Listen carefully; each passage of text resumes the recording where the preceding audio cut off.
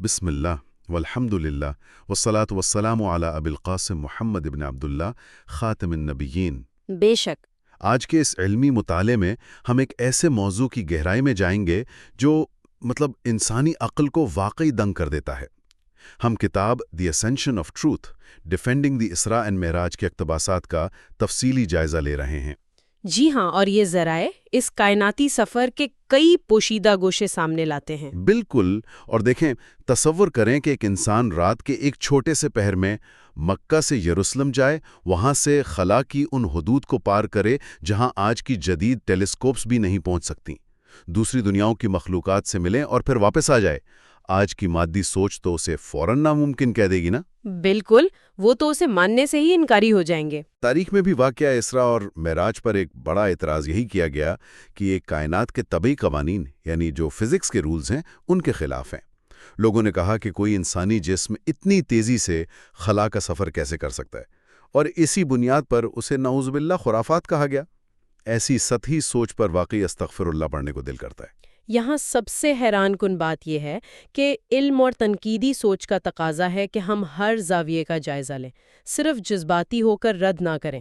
آج ہم ان ذرائع کی مدد سے اس اعتراض کو عقلی، نقلی اور تاریخی بنیادوں پر پرکھیں گے۔ ٹھیک ہے، آئیے اس کا تفصیل سے جائزہ لیتے ہیں۔ سب سے پہلے ہم اس کی نقلی بنیادوں اور قرآنی حقائق پر بات کرتے ہیں۔ جی، سورۃ الاسراء کی پہلی آیت سے ہی اس کی شروعات ہوتی ہے کہ کیسے مسجد حرام سے مسجد اقصیٰ تک کا سفر ہوا۔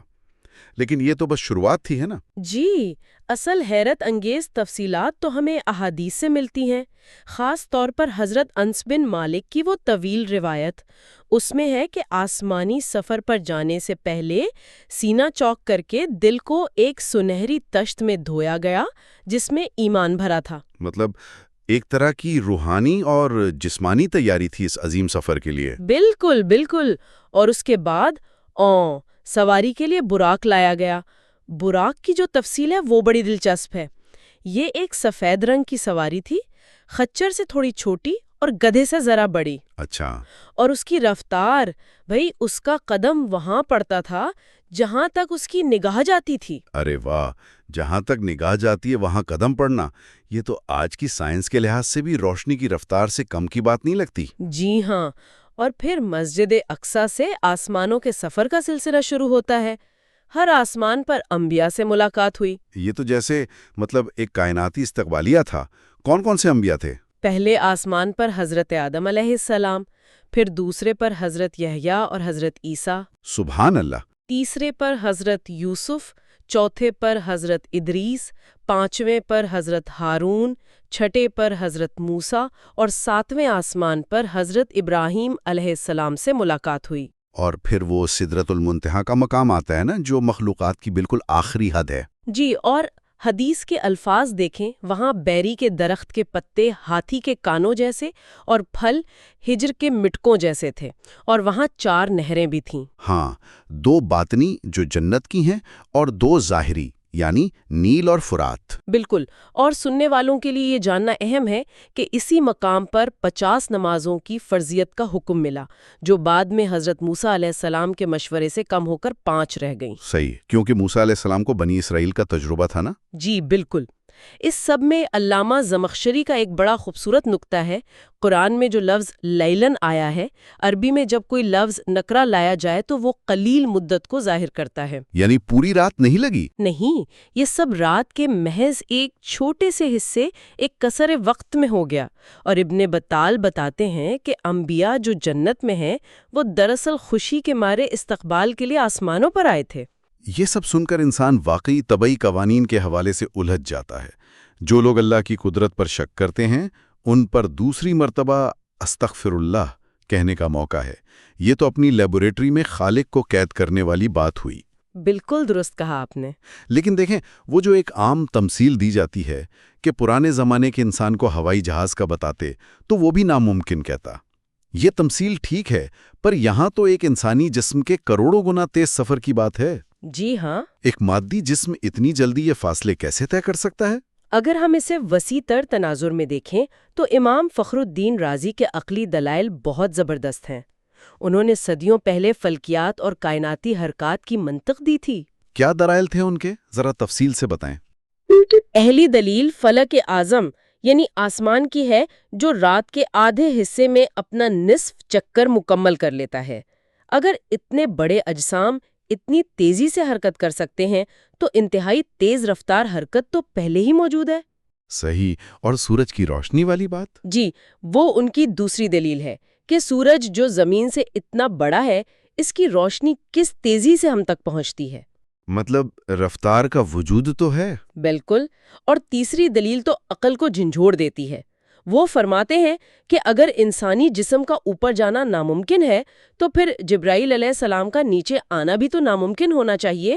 ارے واہ، یہ نکتہ تو بہت کم لوگ سوچتے ہیں۔ جی، اگر وحی کا نزول مانتے ہیں تو معراج کو کیوں نہیں مانتے؟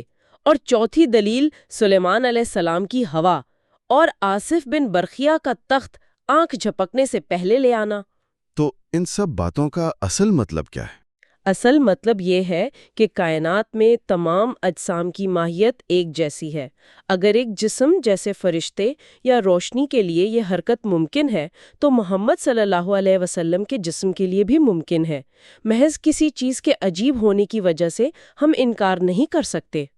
بالکل، ہم انسان اکثر اپنی محدود دنیا کو ہی کل کائنات سمجھ لیتے ہیں، اور جب انسان اپنی اوقات بھول کر اللہ کی قدرت کا احاطہ کرنے کی کوشش کرتا ہے تو تیسری مرتبہ استغفر اللہ کہنے کا مقام آتا ہے۔ یہ ایک بہت اہم پہلو ہے۔ اللہ تعالیٰ کی مخلوقات صرف ہم انسانوں تک محدود نہیں ہیں۔ جی، احادیث سے ہمیں پتہ چلتا ہے نا، فرشتے نور سے اور جنات آگ سے پیدا کیے گئے۔ جی بالکل، اور جبرائیل علیہ السلام کی جسامت ہی دیکھ لیں۔ وہ جب اپنی اصل شکل میں نظر آئے تو ان کا وجود آسمان سے زمین تک کے خلا کو بھرے ہوئے تھا۔ اور وہ عرش اٹھانے والے فرشتے کی جسامت، وہ تو اور بھی حیران کن ہے۔ بالکل، حدیث میں ہے کہ اس کے کان کی لو سے لے کر کندھے تک کا درمیانی فاصلہ 700 سال کی مسافت کے برابر ہے۔ سبحان اللہ، یہ پیمانے تو ہماری ریاضی میں آتے ہی نہیں۔ اور شیطانی کا ذکر دیکھیں، قرآن میں ہے کہ شیطان آسمانی راز چرانے کی کوشش کرتے ہیں اور ان پر شہاب ثاقب گرتے ہیں۔ وہ ہمیں وہاں سے دیکھتے ہیں جہاں سے ہم نہیں دیکھ سکتے۔ واقعی، سننے والوں کے لیے یہ جان کر اندازہ ہوتا ہے کہ اس کائنات میں ٹائم اور سپیس یعنی زمان و مکان کے وہ پیمانے ہیں جو انسانی عقل سے بالاتر ہیں، اور اللہ ہر چیز پر قادر ہے، جیسے اصحاب کہف کو سلا دیا یا حضرت عزیر علیہ السلام کو 100 سال تک سلانے کا واقعہ۔ بالکل، یہ سب اللہ کے کنٹرول میں ہے۔ یہاں آ کر بات واقعی بہت دلچسپ ہو جاتی ہے، کیونکہ ہمارے اسلامی اسکالرز نے صرف واقعے کو ثابت نہیں کیا بلکہ اس کے اندر شامل کی جانے والی من گھڑت باتوں کو بھی سختی سے رد کیا۔ یہ ان کی غیر جانبداری کی بہترین مثال ہے۔ یقیناً، علامہ ابن تیمیہ، علامہ ابن قیم اور امام سیوطی رحمہم اللہ، ان سب نے ایسی جھوٹی روایات کو سختی سے رد کیا ہے۔ جیسے وہ نماز پڑھنے والی روایات۔ جی بالکل، ایک جھوٹا دعویٰ کیا گیا کہ آپ صلی اللہ علیہ وسلم نے بیت اللحم میں نماز پڑھی جہاں عیسیٰ علیہ السلام پیدا ہوئے تھے، یا مدینہ کے اس مقام پر نماز پڑھی جو بعد میں مسجد بنی، جبکہ وہ تو اس وقت قبرستان تھا، ہے نا؟ بالکل، وہ مشرکین کا قبرستان تھا۔ اس لیے دین میں اپنی طرف سے ایسی جھوٹی روایات گھڑنے پر چوتھی مرتبہ استغفر اللہ، واقعی۔ اور ان روایات کو سچ مان کر عوام میں پیش کرنے والوں پر 5ویں مرتبہ استغفر اللہ کہنا چاہیے۔ ان اسکالرز نے واضح کیا کہ بیت اللحم تو ایک عیسائی گرجا گھر ہے، مسلمانوں کے نزدیک اس کی کوئی خاص فضیلت نہیں۔ یہ تو واقعی اہل سنت والجماعت کے ٹھوس عقیدے کی دلیل ہے، لیکن ذرا سوچئے، جو لوگ خاص طور پر مغربی یا عیسائی ناقدین اس واقعے کو طبعی قانونوں کے خلاف کہہ کر تنقید کرتے ہیں، کیا ان کے اپنے مذاہب میں ایسی چیزیں موجود نہیں؟ بے شمار ہے۔ تو پھر ان کے اس دوہرے معیار پر تو 6 مرتبہ استغفر اللہ کہنا بنتا ہے۔ مطلب اپنے معجزات مان لیں اور ہمارے قوانین کے خلاف۔ یہ بہت زبردست نکتہ ہے۔ رحمت اللہ ہندی کی تحقیق سامنے لانا یہاں بہت ضروری ہے۔ یہ سب سے مضبوط جوابی دلیل ہے۔ کیا حوالے دیے انہوں نے بائبل سے؟ پہلا حوالہ حضرت اخنوخ یعنی اینوک کا ہے، جنہیں پیدائش کی کتاب کے مطابق 3000 سال قبل زندہ آسمان پر اٹھا لیا گیا۔ اچھا، مادی جسم کے ساتھ؟ تب فزکس یاد نہیں آئی؟ بالکل، مادی جسم کے ساتھ۔ پھر دوسری مثال حضرت ایلیا کی ہے۔ سلاطین دوم کی کتاب میں ہے کہ انہیں آگ کے رتھ اور آگ کے گھوڑوں کے ذریعے آسمان پر اٹھایا گیا۔ حیرت انگیز۔ پھر مرکز کی انجیل میں عیسیٰ علیہ السلام کا آسمان پر جانا اور خدا کی دائیں جانب بیٹھنا، پولس کا تیسرے آسمان اور فردوس تک جانے کا دعویٰ، اور یوحنا کا آسمان کا دروازہ کھلنا اور اوپر جالا، یہ سب بائبل میں ہیں۔ تو جب یہ سب مانتے ہیں تو مسلمانوں پر یہ اعتراض کیوں؟ اسی لیے ایک تاریخی مباحثہ بڑا مشہور ہے، جواد بن ثابت اور ایک پادری کے درمیان۔ اس کی تفصیل کیا ہے؟ پادری نے کہا کہ انسانی جسم کا آسمان پر جانا ناممکن ہے، تو مسلمان اسکالر نے جوابی سوال کیا کہ اگر عیسیٰ علیہ السلام کے لیے ممکن ہے تو محمد صلی اللہ علیہ وسلم کے لیے کیوں نہیں؟ بالکل بجا فرمایا۔ اور ایک ہندوستانی مجوسی نے تو پادری کو لاجواب ہی کر دیا۔ اس نے کہا کہ بھائی اگر معراج بعید از عقل ہے تو پھر بغیر باپ کے عیسیٰ علیہ السلام کی پیدائش بھی تو بعید از عقل ہے، تم اسے کیوں مانتے ہو؟ زبردست، یہ تو واقعی لاجواب کرنے والی بات ہے۔ اس سے ایک اہم سوال پیدا ہوتا ہے، کیا یہ تنقید واقعی علمی ہے یا صرف مذہبی تعصب کی بنیاد پر کی جا رہی ہے؟ یہ تو صاف ظاہر ہے۔ چلیں ہم آج کے اس تفصیلی جائزے کا خلاصہ کرتے ہیں۔ ہم نے سیکھا کہ معراج کا واقعہ مستند تاریخی حقیقت ہے۔ منطقی اور عقلی طور پر کائنات کے خالق کے لیے طبعی قوانین کو موڑنا مکمل ممکن ہے، اور خود ناقدین کی کتابوں میں اس کی نظیریں موجود ہیں۔ بالکل، اور اس پر میں سننے والوں کے لیے ایک نئی اور گہری سوچ چھوڑنا چاہوں گی۔ اگر ہم کائنات کے ان طبعی قوانین کو محض اللہ کی عادتیں سمجھیں جو اس نے دنیا چلانے کے لیے بنائی ہیں، تو پھر معجزہ ان قوانین کا ٹوٹنا تو نہیں ہوا نا؟ صحیح۔ معجزہ محض اس خالق کی مرضی کا ایک مختلف اظہار ہے۔ کیا ہماری محدود عقل اور طبعی قوانین پر ہمارا اندھا یقین ہمیں اس وسیع کائنات کی اصل حقیقت کو سمجھنے سے روک رہا ہے؟ یہ تو واقعی ایک بڑی گہری سوچ ہے۔ یہ سوچ کر اپنی کم علمی پر 7ویں اور آخری مرتبہ استغفر اللہ کہیں۔ واقعی وہ ذات بے نیاز اور ہر شے پر قادر ہے۔ ھذا ما عندی واللہ ورسولہ اعلم بالصواب۔